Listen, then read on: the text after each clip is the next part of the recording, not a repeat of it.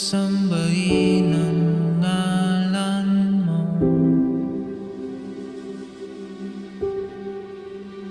para mabuhay habang buhay sa puso't isipan mo. Sino pa